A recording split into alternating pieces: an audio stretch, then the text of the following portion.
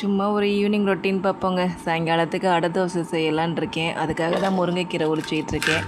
முருங்கைக்கீரை உரித்ததுக்கப்புறம் ஒரு மிக்ஸி ஜாரில் மிளகாய், இஞ்சி, உப்பு, ஊற வச்ச அரிசி, பருப்பு எல்லாத்தையும் ஒன்றா சேர்த்து நல்லா அரைச்சி எடுத்துக்கணும். இது நான் வேலைக்கு போயிட்டு வந்து தாங்க இந்த அரிசியும் பருப்பையும் ஊற வச்சேன். ஒரு 2 மணி நேரம் தான் ஊற வச்சேன். நல்லா ஊறிடுச்சிங்க. இப்போ அதை நல்லா அரைச்சி எடுத்து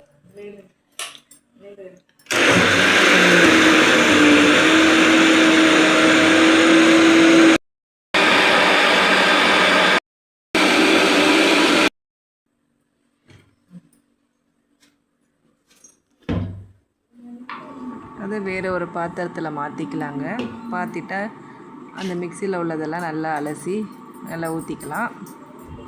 அதுக்கப்புறம் வெட்டி வச்ச பொடியாக நறுக்கின வெங்காயத்தை நல்லா பொடியாக நறுக்கிக்கணும்.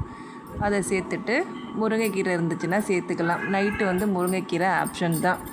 குழந்தைங்களாம் இருக்காங்க, ஒத்துக்காது அப்படின்னா ஸ்கிப் பண்ணிடுங்க, இல்லைன்னா சேர்த்துக்கங்க. இல்லைன்னா வெங்காயம் மட்டும் கூட போதும். போட்டு நல்லா முறுமுறுன்னு ஊற்றி எடுத்து சாப்பிட்லாங்க.